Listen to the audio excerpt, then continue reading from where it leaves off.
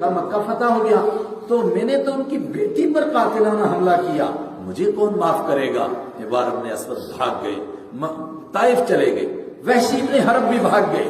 لیکن جب ان کو پتا چلا کہ ہندا کو بھی معافی مل گئی، ابو جہل کے بیٹا اکرمہ کو بھی معافی ملی، سہیل بن عمرو کو بھی معافی مل گئی، صفوان بن امیہ کو معافی مل گئی، سب کے سب خدا کے دین کو قبول کر رہے، سب کو معافی ملی، تو انہوں نے کہا ہمیں بھی کوشش کرنی چاہیے۔ جب حبار بن اسود کا پیغام آپ تک پہنچا کہ میں بھی معافی کا طلبگار ہوں، اگر مجھے بھی معاف کیا جائے میں بھی حاضر خدمت ہو جاؤں، میں بھی کلمہ پڑھوں، میرے اور آپ کے آقا حضرت رحمت عالم صلی اللہ علیہ وسلم نے حبار بن اسود کو بھی معاف کیا، وحشی بن حرب کو بھی معاف کیا۔ نتیجہ کیا نکلا اس کا؟ 23 سال پہلے رسول پاک صلی اللہ علیہ وسلم نے جو اعلان فرمایا تھا، صرف 23 سال کی محنت گزری، پورے جزیرۃ العرب کے اندر کوئی اللہ کے دین سے باہر نہیں تھا، سب کو اللہ کا دین نصیب ہو گیا، سب کو اللہ تعالیٰ نے جنت کا راستہ دکھا دیا۔ اب میں واپس پلٹتا ہوں، دو چیزیں تھیں، بڑے سخت قسم کے لوگ تھے، عرب کے لوگ کہتے تھے کچھ بھی ہو جائے گا اس دین کو ہم نہیں چلنے دیں گے، مگر وہ جھک گئے، ان کے دلوں کو کھینچ لیا، دو چیزوں کا وہ مقابلہ نہیں کر سکے۔ کس کا؟ ایک میرے اور آپ کے آقا حضرت رسول پاک صلی اللہ علیہ وسلم کی سیرت کا، اور دوسرے نمبر پر قرآن پاک کا۔ ہم سمجھتے ہیں حضرت امام مالک رحمۃ اللہ علیہ نے فرمایا تھا، انسان اس امت کو جس چیز سے سب سے پہلے نفع ہوا تھا، قیامت سے پہلے بھی اسی سے نفع ہوگا۔ آج بھی اگر ہم سیرت کو عام کریں گے تو بادل چھٹ جائیں گے، اور جس طرح پورے عرب کے اندر اللہ کا دین پھیلا تھا، اسی طرح پھر دین پھیلے گا۔ وجہ کیا ہو گئی ہے؟ وجہ ہوئی ہے یہ کہ میں اور آپ بیچ میں آ گئے ہیں، لوگ ہم کو دیکھتے ہیں اور سوچتے ہیں کہ شاید ان کا دین ایسا ہی ہوگا، ان کے نبی نعوذ باللہ ایسے ہی ہوں گے، یہی ان کے اخلاق ہوں گے۔ جب ہم بیچ میں سے ہٹ جائیں گے اور ہم لوگوں کو کہیں گے کہ ہم کو نہ دیکھو، ان کو دیکھو، جو تمہارے لیے بھی نبی تھے ہمارے لیے بھی نبی تھے، جب وہ آقا مدنی صلی اللہ علیہ وسلم کو دیکھیں گے، فَسَتُبْصِرُ وَيُبْصِرُونَ بِأَيِّكُمُ الْمَفْتُونَ، ان کی آنکھیں کھل جائیں گی، ہم کن کو دیکھ رہے تھے اور کن بھول بھلائیوں میں مبتلا تھے اور کن کو دیکھ کر کے دین کو سمجھ رہے تھے۔ پھر ممکن ہے کہ وہ امام بن جائیں، ممکن ہے کہ وہ امام بن جائیں، یعنی جو ہم کام نہیں کر سکے شاید اللہ ان سے لے لے، اور وہ نہ ہو جائے جو قرآن نے کہا یستبدل قوما غیرکم، اللہ پھر ان کو ایمان نصیب کرے گا۔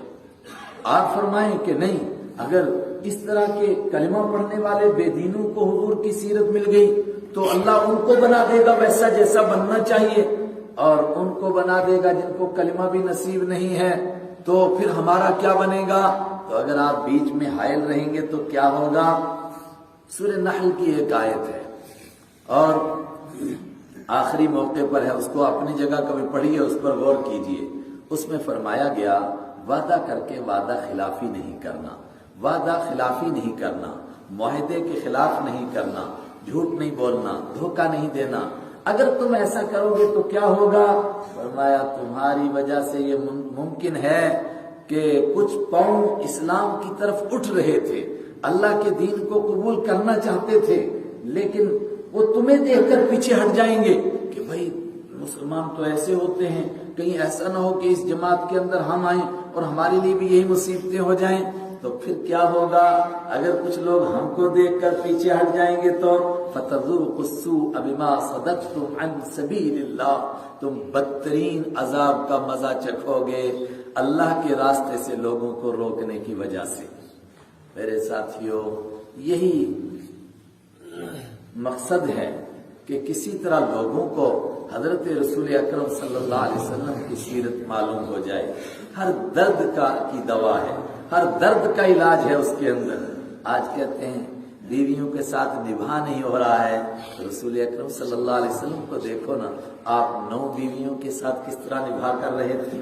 کہتے پڑوسی سے تنگ ہیں جی، پڑوسی سے کسی طرح نبھا نہیں ہو رہا ہے، تو حبیب کبریا صلی اللہ علیہ وسلم جنہوں نے فرمایا تم پڑوسیوں سے تنگ آتے ہو، میرے ایک طرف عقبہ بن ابی معیط اور دوسری طرف ابو لہب۔ عقبہ بن ابی معیط اور ابو لہب کیسے دونوں پڑوسی تھے؟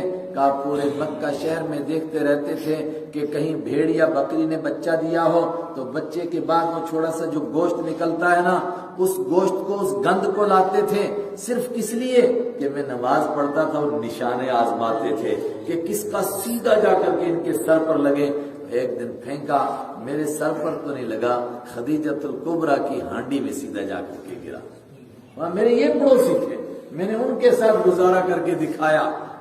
آج لوگ تنگ ہیں کہ ہم دوستوں کے ساتھ نبھا نہیں کر سکتے ہیں، تو جب رسول پاک صلی اللہ علیہ وسلم کی سیرت پڑھیں گے ان کو نبھا کرنا آئے گا، ان کو معلوم ہوگا کہ حبیب کبریا صلی اللہ علیہ وسلم نے کس طرح دنیا کے ساتھ اخلاق کا برتاؤ کیا، کس طرح دنیا کے ساتھ دنیا کو رہنا سہنا سکھایا۔ اور سب سے بڑی بات ہے پھر جن کو کلمہ نصیب نہیں ہے، اور میں اور آپ شاید قیامت کے دن پھنس جائیں کہ تم خزانے کے اوپر وہ سانپ بن کر کے بیٹھ گئے، نہ تو خود تم نے دین پر عمل کیا اور نہ تم نے دوسروں تک دین جانے دیا۔ وہ تم کو دیکھتے رہے اور تم دیکھنے کے لائق نہیں تھے، اور تم بیچ میں ہٹ جاتے تو وہ میرے نبی کو دیکھتے تو ان کو دین نصیب ہوتا۔ یہ اسی کی محنت ہے کہ ہر آدمی براہ راست رحمت عالم صلی اللہ علیہ وسلم کو دیکھے، اور دیکھیں گے تو انشاءاللہ بہار آئے گی۔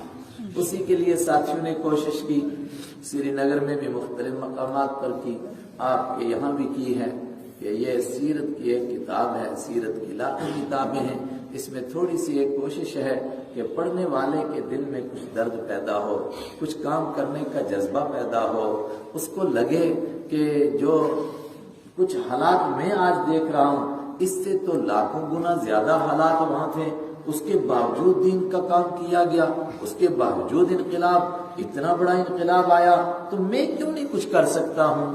اس سوچ کے تحت یہ کتاب ہے۔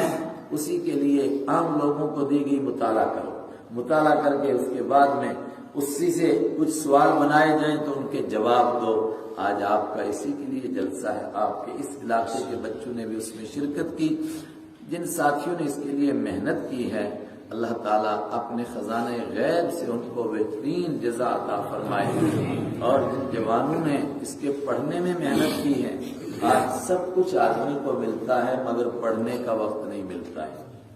اور بڑے اچھے قریبی دوست ایسے ہیں کہ ان سے میں پوچھتا ہوں کہ بھائی آپ نے سراج المنیرہ پڑھی؟ کہتے نہیں، پڑھنے کا موقع تو نہیں ملا۔ پڑھی نماز جنازہ ہماری غیروں نے جن کے لیے مرے تھے وہ وضو ہی کرتے رہے۔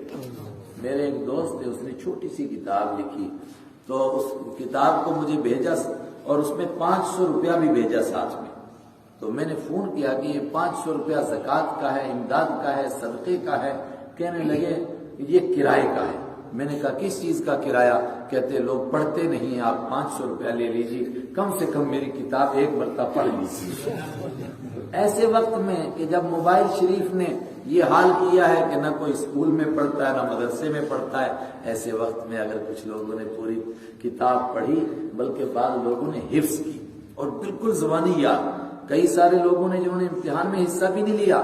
ایک ساتھی مجھے گزشتہ جمعے کو ملے، نکلتے نکلتے ایسے وہ پیج گنا رہے تھے، فلاں پیج پر آپ نے یہ لکھا، فلاں پیج پر یہ لکھا، فلاں پیج پر یہ لکھا، تو میں تو گھبرا گیا۔ میں نے کہا بھائی صاحب میں لکھ کر بھول گیا، اب کتاب سامنے لاؤ تو میں دیکھ کر بتاؤں کیا کیا لکھا ہے۔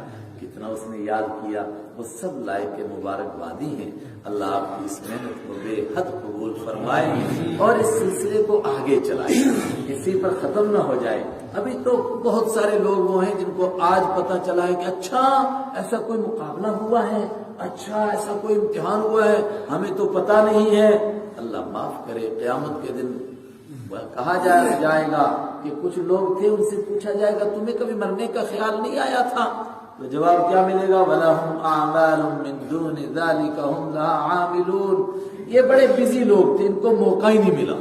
جیسے شہروں میں اکثر کہتے ہیں نا کہ ہمارے بچوں کو قرآن پڑھنے کے لیے وقت نہیں بچتا ہے، کوئی ایسا ٹیوٹر دے دو، مدرسے میں کہاں آ سکتے جو دوڑ کر آئے اور جلدی جلدی 2 منٹ پڑھا کے واپس بھاگے، کیونکہ وقت نہیں ہے آج بچوں کے پاس، پتہ نہیں کہاں جا رہا ہے وقت۔ فرمایا قیامت کے دن بھی کہا جائے گا ان کے پاس موت کو سوچنے کا آخرت کے بارے میں غور کرنے کے لیے وقت ہی نہیں تھا. حتی اذا جاء احدهم الموت، یہاں تک کہ کسی کے پاس جب موت یہاں پہنچتی ہے، قال رب ارجعون، اے خدا اب واپس کر دے. کیا کرے گا؟ لعلی اعمل صالحا فیما ترکت کلا انها کلمۃ هو قائلها ومن ورائهم برزخ. اب کہہ رہا ہے یہاں سے واپس کرو، یہاں سے کوئی واپس نہیں جاتا ہے.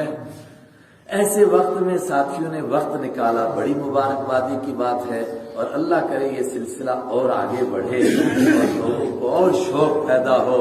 اور آج کہتے 500 لوگ شریک ہوئے، اللہ کرے کہ 5000 ہوں بلکہ 5 لاکھ ہو جائیں تو اللہ کے لیے کوئی بڑی بات نہیں ہے. قیامت کے دن شاید یہی چیز کام آ جائے، ہم کہیں اے خدا ہم سے اور تو کچھ نہیں ہو سکا، البتہ ہم نے تیرے پیارے نبی صلی اللہ علیہ وسلم کی سیرت کو لوگوں تک پہنچانے کے لیے یہ چھوٹی سی محنت کی تھی.